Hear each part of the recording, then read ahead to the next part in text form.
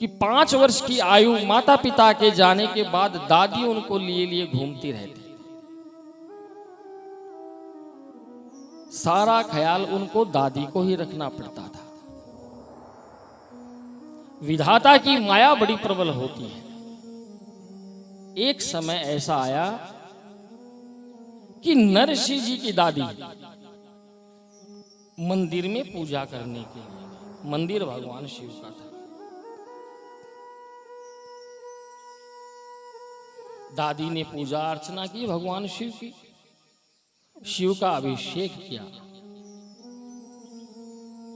और भी बहुत से लोग जो मंदिर में आए हुए थे पूजा अर्चना कर रहे थे। मंदिर के दरवाजे के पास एक महात्मा बैठे हुए थे, संत थे। यह किसी को नहीं पता कि वो संत कौन थे। किसी भी काव्य में संत का इससे अधिक उल्लेख नहीं है, केवल एक संत थे। दादी पूजा कर रही है भगवान शंकर की। बालक नरसिंह दरवाजे पर खड़े भगवान की तरफ टकटकी लगाए देख रहे हैं। बच्चा भी तो भगवान का ही रूप होता है।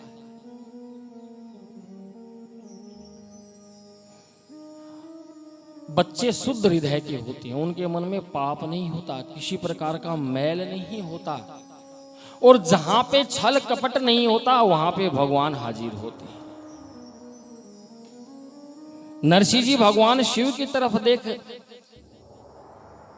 उनकी पूजा देख रहे थे, आनंद विभोर हो रहे थे। नरसिंह जी की दादी थी, उनकी दृष्टि पड़ी सामने दरवाजे के ऊपर। दरवाजे पर महात्मा बैठे हुए, उन्होंने देखा कि महात्मा है। महात्माओं का सम्मान हमारे देश में हमेशा से होता आया है। आज भी महात्माओं का सम्मान होता है, इसमें कोई संदेह नहीं। महात्मा लोग घर आते हैं भिक्षा मांगने के लिए, तो भी माताएं उन्हें सम्मान से भिक्षा देती। लालच करे वो महात्मा थोड़ी होता है कि माना यो भी दे दे, माना यो भी दे दे, वो महात्मा नहीं होता।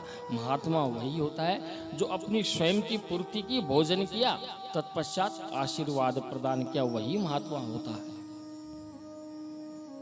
नानी बाई रो माया।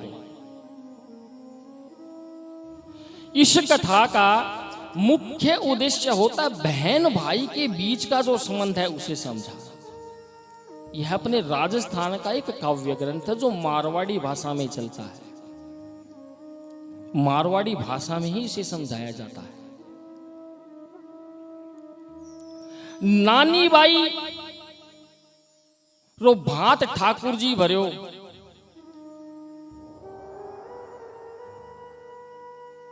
इससे शिक्षा यही है कि भगवान जो भक्त के वश में होते हैं। जब नरसिंह जी ठाकुर जी रा भजन करया तो ठाकुर जी ने आवणो पड़ो भात भरवा ताई।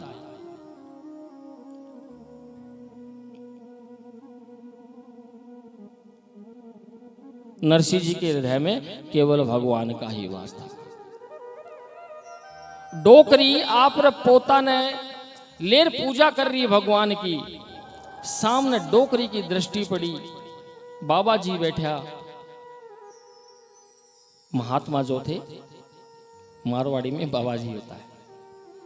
बाबा जी के ना पूजा सल्टार गई, जार बैठ और बाबा जी ने सारी बात बताई, प्रणाम करियो। बाबा जी बहुत प्रकार से आशीर्वाद दिए। भैया भी लोग आया की आदत हुआ है, आपका हाल तो सुना ही दे, और स्वाभाविक दुख हो तो सुनाया जाता है महात्मा को। नरसिंह जी दादी नरसिंह जी ने पकड़ अपनी गोद में बैठा सारी बात बताई कि महात्मा जी कोई चीज की कमी नहीं है। बहू चली गई और बेटो भी चले गए। बड़ो पोतो है, कमाबा में ध्यान रखा। हे महात्मा जी, यो मेरो छोटो पोतो है, इरो नाम है नरसिंह। इन्हें बोलनो नहीं आवे, इन्हें सुने भी नहीं। थे काई अइया की कृपा करो कि यो बोलवा लाग जाए। स्वाभाविक है, हर माता पिता का यह स्वप्न होता है, उनकी इच्छा होती है कि उनकी संतान उन्नति करे। हर माता पिता ऐसा सोचते हैं, तो उनको भी अधिकार था। महात्मा जी के पास गई, बुढ़िया ने सारा हाल कह के सुनाया। संत ठहरे, महात्मा को दया आ गई। उन्होंने नरसिंह जी को गोद में बैठाया अपने में, उनके सर पे हाथ फेरा, आशीर्वाद दिया। महात्मा जी ने नरसिंह जी के कान में कहा कि बोलो बेटा राधे कृष्ण, पर नरसिंह जी कुछ नहीं बोले। फिर दोहराया, बेटा बोलो राधे कृष्णा, फिर भी नरसिंह जी कुछ नहीं बोले। 5 बार यही शब्द दोहराया, तो 5वीं बार भगवान ठाकुर जी की कृपा से नरसिंह जी बोल पड़े, बोले श्री कृष्ण। ऐसी महिमा होती है महात्माओं की संतति। और नरसिंह जी ने रटना लगा दी, श्री कृष्णा श्री कृष्णा। यहीं से नरसिंह जी को आवाज प्राप्त हुई। और हो भी क्यों नहीं, महात्मा कुछ भी कर सकते हैं, जो सिद्ध महात्मा होते हैं, संत महात्मा होते हैं। एक महात्मा थे, बड़े पहुंचे हुए, हजारों शिष्य उनके आश्रम में रहते थे, भीड़ लगी रहती थी, भविष्य भूत इत्यादि की बातें करते। एक सेठ जी उनके पास आया करते थे, महाजन, बहुत धन था, पैसा भी था, सब प्रकार का सुख था, पर उनको संतान नहीं थी।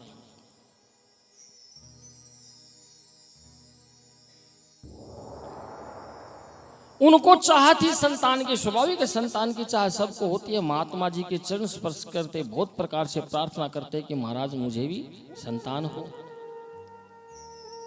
महात्मा जी ने कहा कि इस जन्म तो नहीं, तुम्हें तो 7 जन्म तक संतान नहीं होगी। नारद जी रात्रि के समय महात्मा जी के पास आते और उनका वार्तालाप होता। उन्होंने नारद जी से पूछा, नारद जी ने भगवान से पूछ के कहा कि भाई 7 जन्म तक इसको संतान नहीं होगी, इस जन्म की तो बात ही क्या है। महात्मा जी ने यही बात दोहराकर सेठ जी को बता दी। स्वाभाविक है, निराश होकर अपने घर चले गए। समय बीता, सेठ जी की हवेली के नीचे से एक भिखारी जा रहा था, फटे पुराने कपड़े पहने, और आवाज दे रहा था कि 1 रोटी 1 बेटा, जिसको चाहिए वो ले ले। सेठानी ने सुना तो मन में सोचा कि रोटी तो कोई बड़ी बात नहीं होती। तुरंत खाना लेके महात्मा जी के पास गई, उन्हें पेट भर भोजन करवाया और हाथ जोड़कर खड़ी हो गई।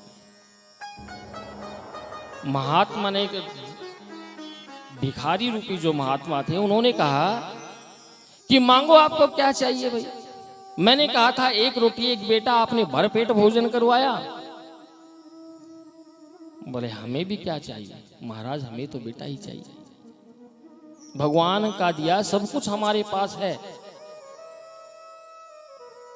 बस एक लल्ला हो जाए। महात्मा जी ने कहा कि ठीक है, ऐसा ही होगा। और हुआ भी यही कि उनको 9वें महीने संतान हो गई। बोलो बालाजी महाराज की। इब सेठ जी मन में विचार करो कि लेकिन बडोड़ा महात्मा जी तो बोला था कि थारा टाबरी को नहीं, वो 7 जन्म तक और यो गोदी में कहीं आगो। स्वाभाविक है, यह बात तो सभी सोचे। टाबरिया ने लेर गोदी में ठेठ महात्मा जी के आश्रम का माई। जार महात्मा जी ने कही कि हे प्रभु, थे माने कही थी कि मारे तो टाबरी को नहीं हुए 7 जन्म तक, यो गोद में कहीं छे, थे देखो तो जरूर। महात्मा जी बोले बच्चा तुम्हारा है? बोले हाँ बच्चा हमारा है। उन्होंने तुरंत ध्यान लगाया। नारद जी सामने आ गए। बोले नारद जी, मैंने आपसे पूछा था तो आपने कहा था कि भगवान ठाकुर जी ने कहा है कि भाई इसको 7 जन्म बेटा नहीं होगा। नारद जी ने कहा था, इसको तो इसी जन्म में बेटा हो गया, 7 जन्म तो बहुत दूर की बात है। नारद जी बोले कि ठहरो, मैं ठाकुर जी से पूछ के आता हूं। नारद जी ठाकुर जी के पास गए, जाके बोले कि प्रभु ये कैसे हुआ, आप तो कभी झूठ बोल नहीं सकते, भगवान तो भाई। बोले हाँ नहीं बोलता। तो फिर यो कहीं हुयो थे 7 जन्म रो नाम ले राख्यो अनका तो ई जन्म में टाबर यो होगो। ठाकुर जी बोले हाँ ये बिल्कुल सही है, इस जन्म में बच्चा हुआ और 7 जन्म तक ही इनको बच्चा नहीं होना था। बोले इसका जवाब ठाकुर जी ने कहा कि ठीक है, एक चाकू लेके आओ। जिसने बेटा दिया उस महात्मा के पास जाना, उसे जाके बोलना कि ठाकुर जी ने तुम्हारा कलेजा मंगवाया है। ठीक है। फिर बोले फिर उस महात्मा के पास भी जाना और यही बात उससे भी कहना। ठीक है, ऐसा ही होगा। जिन महात्मा ने बेटा दिया था भिखारी, उनके पास नारद जी चले गए, जाके बोले कि भाई ठाकुर जी ने तुम्हारा कलेजा मंगवाया है, ये लो चाकू। भगत जी तुरंत, नारद जी पहचान गए, ठाकुर जी ने मेरा कलेजा मंगवाया। बोले हाँ ठाकुर जी ने। अपने ठाकुर जी ने? बोले हाँ अपने ठाकुर जी ने। मेरे इतने बड़े भाग्य हैं कि ठाकुर जी ने मेरा कलेजा मंगवाया। बोले हाँ तुम्हारा ही कलेजा मंगवाया। कुछ भी नहीं पूछा और अपनी छाती को चिर डाला देखते ही देखते, और कहा कि लो ये मेरा कलेजा है, ले जाओ मेरे ठाकुर जी को दे दो। और मेरे ठाकुर जी से बोलना कि मैंने उनको चरणों में प्रणाम कहा है, मेरा अंतिम प्रणाम स्वीकार करे, क्योंकि कलेजा निकलने के बाद तो मर जाना है, ये तो तय है। उसने मृत्यु को स्वीकार कर लिया।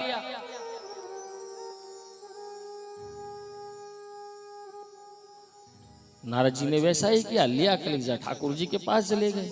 अब बोले दूसरे वाले के पास भी जाओ। दूसरे महात्मा के पास गए। नारद जी ने कहा कि भाई आप भी कलेजा दीजिए, वही बात दोहरा दी।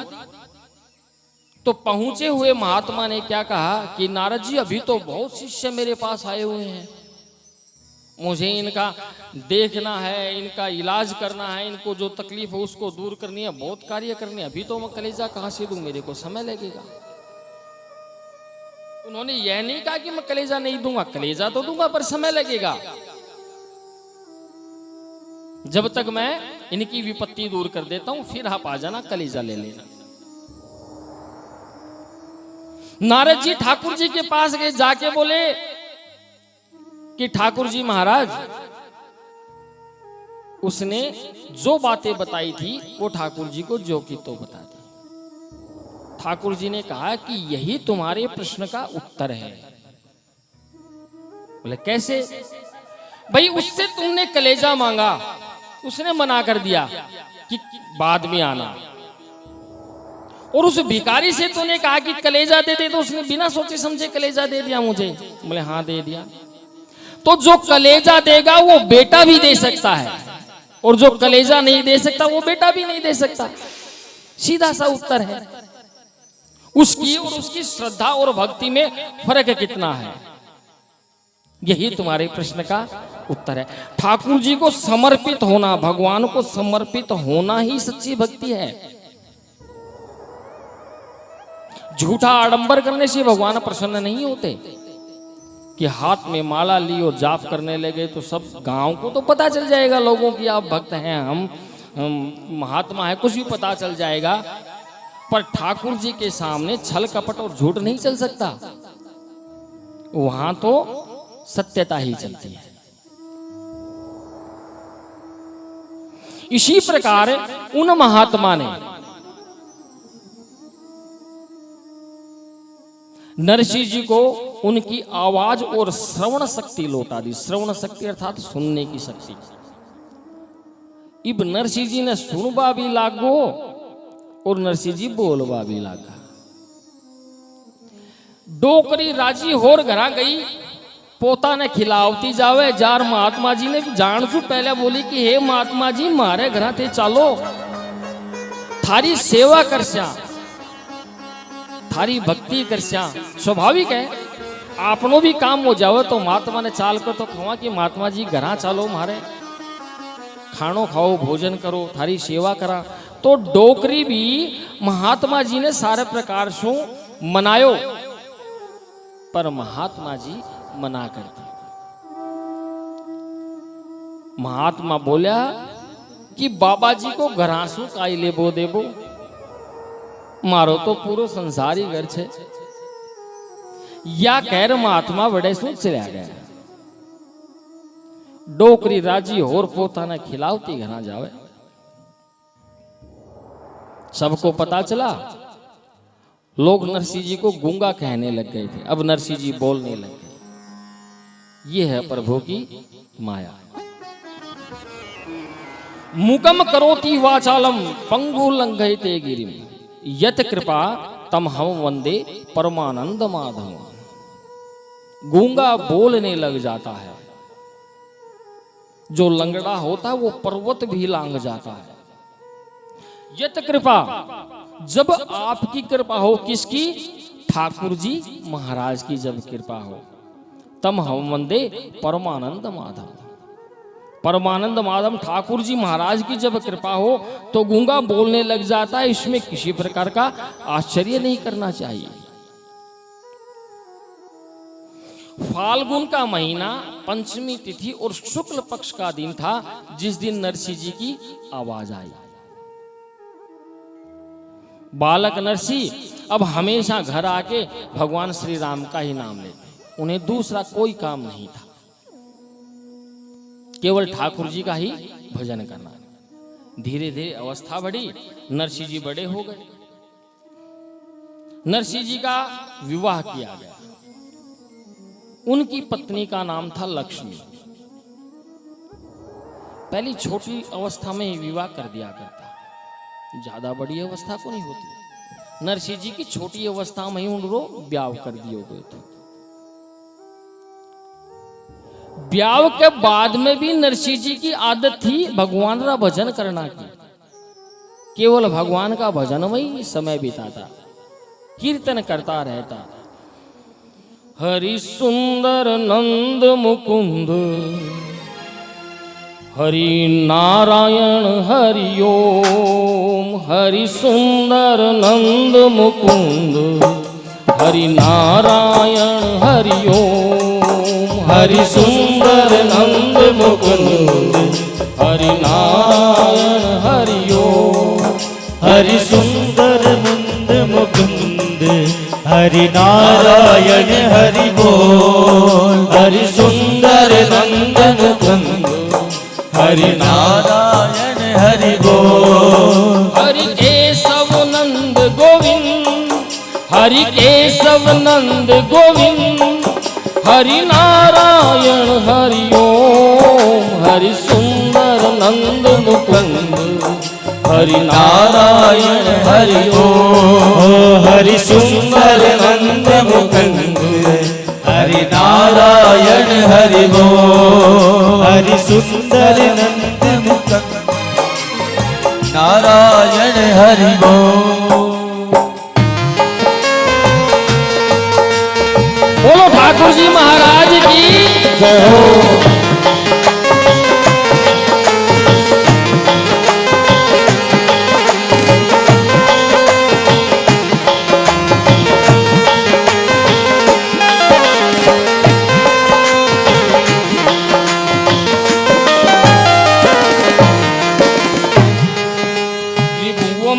कमनीय रूपमिदं रविशतभासुरमितं प्रदानम् शरणं दमनीशं सुरागमूले कृतं नीलयं रघुनंदनं प्रपद्ये हरि सुंदर नंद मुकुंद हरि नारायण हरि ओम हरि सुंदर मंद मुकुंद हरि नारायण हरि ओम हरि सुंदर नंद मुकुंद हरि नारायण हरि ओम हरि सुंदर नंद मुकुंद हरि नारायण हरि ओम हरि नारायण हरि ओम हरि नारायण हरि ओम हरि नारायण हरि ओम हरि सुंदर नंद मुकुंद हरि नारायण हरि ओम हरि सुंदर नंद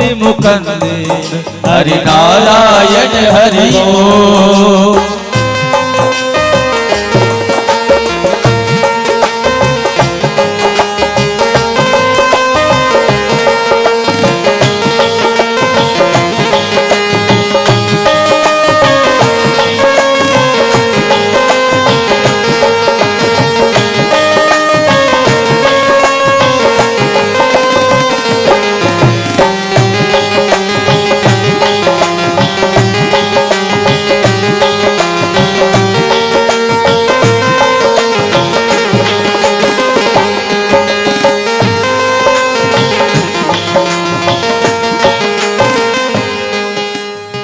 बोलो ठाकुर जी महाराज की जय हो।